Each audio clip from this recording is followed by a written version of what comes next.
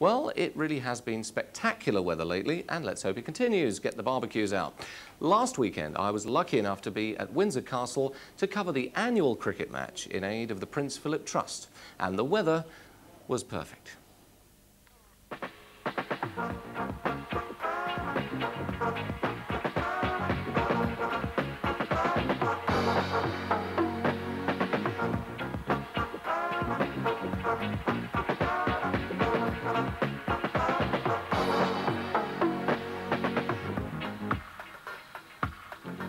There are a few things more quintessentially British than a game of cricket on a sunny afternoon and a glass of Pimm's. We have the sunshine, we have the cricket, we're in the shadow of Windsor Castle, and I'm off to get my Pimm's right now.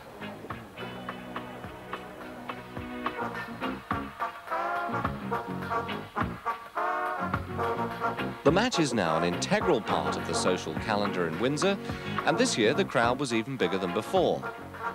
However, there was a new twist to the event because the all-male Lord's Taverners team were faced by the World Cup winning side of English ladies.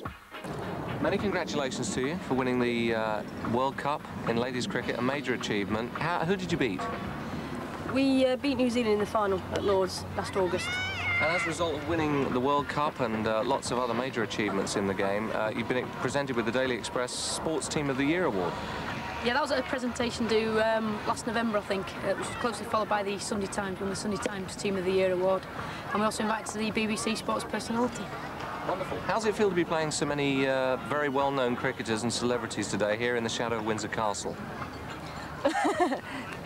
Well, it's a perfect setting. I'm sure everybody would like to play at this ground, particularly with the Duke of Edinburgh and Prince Edward here, as we represented the Duke. So it's just a privilege for us.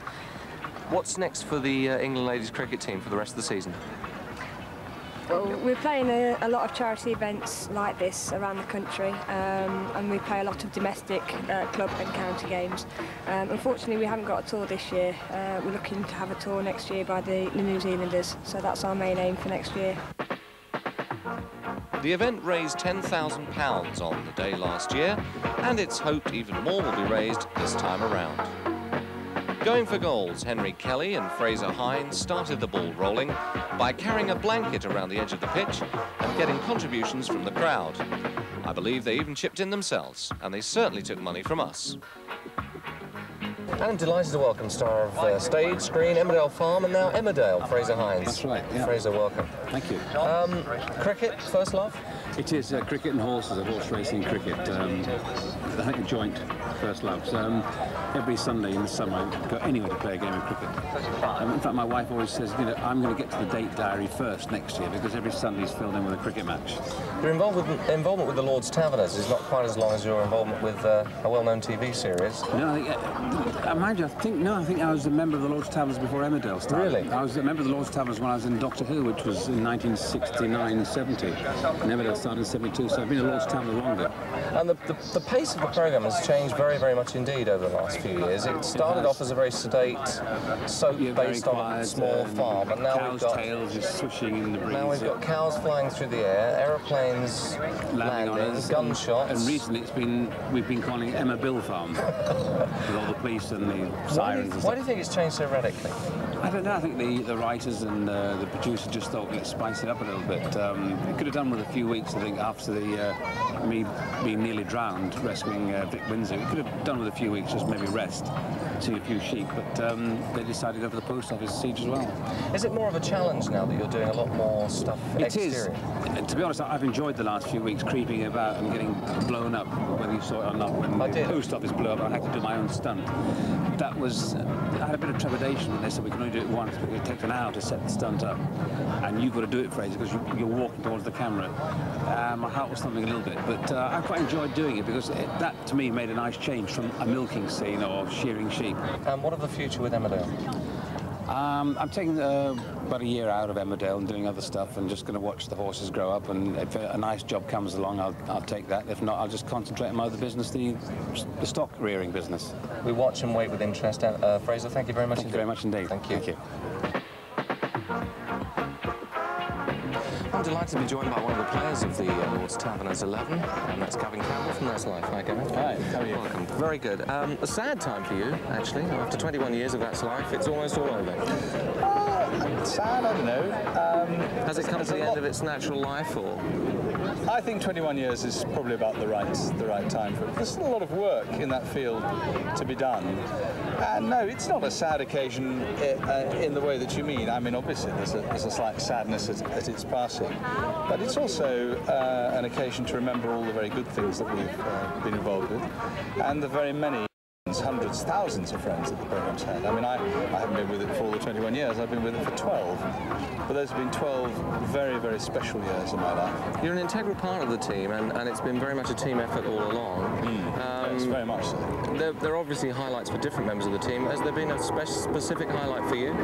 Well, I think really the highlight for me was when we started doing items about transplantation and the wonderful benefits that can be brought to men, women and children through transplantation. I think of the story of Ben Hardwick.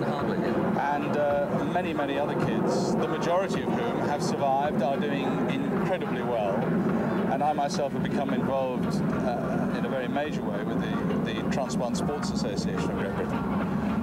In fact, I'm the only non-medic, non-transplantee who's a member. I'm a life member, I'm proud to say. And that gives me enormous pleasure, because I can look around me and go to the transplant games every year.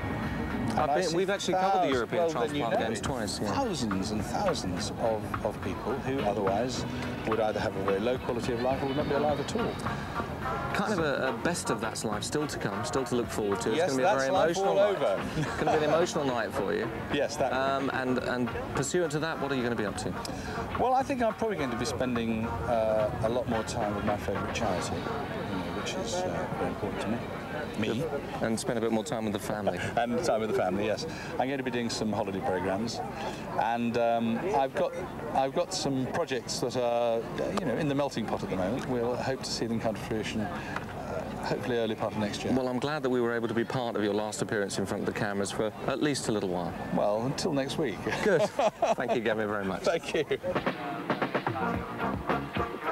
The arrival of His Highness Prince Philip and His Royal Highness Prince Edward attracted the attention of the world's press, and most were keen to see if Sophie Rhys-Jones was present.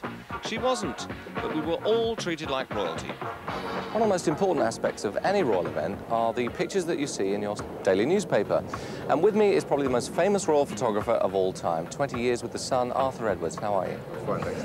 Nice to welcome you. What's been the most stunning aspect of photographing the royals over the years? Well, the thing about the royals is that everybody wants to see nice pictures of them. So whenever you get any picture that's half decent, it was bound to go in the paper, and that was a great joy for me in those early years when I was news photographer. So from one point of view, really, your job's made quite easy?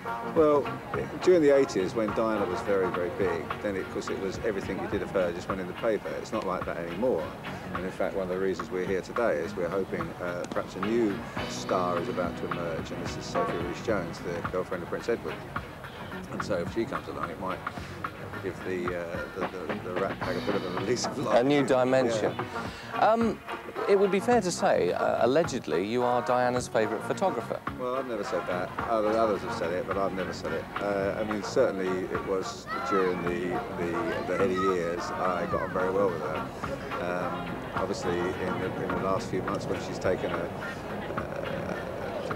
upon herself to leave public life, I haven't seen much of her. But certainly we got on okay, yeah. In fact, we had a lot of fun together. Apart from the travel, and you've been on several world tours with the royal family, what's been the most fascinating aspect about photographing them over the years? Well, the thing is, when getting close to them, the closer you get to everything, the more it becomes a bit ordinary, and that's what I've noticed. They're just really an ordinary family in extraordinary circumstances. They have their problems like we all do. Their marital problems with the children, and getting close to them and seeing that has made it. It's been interesting for me to see that they are, because when I was a child, to watch the coronation and to watch the royals, I was like most people, I was gobsmacked by them, yeah. But now I see them as they really are, they're just an ordinary family, just happen to be the premier family in this country. The Lord's Taverners have raised in excess of £13.5 million in their history, and £1.5 million was collected last year alone. The money raised has paid for the distinctive New Horizons green minibuses. At £20,000 each, they're not cheap, but they do provide a fantastic service offering mobility and hope to the physically and mentally handicapped children in our area.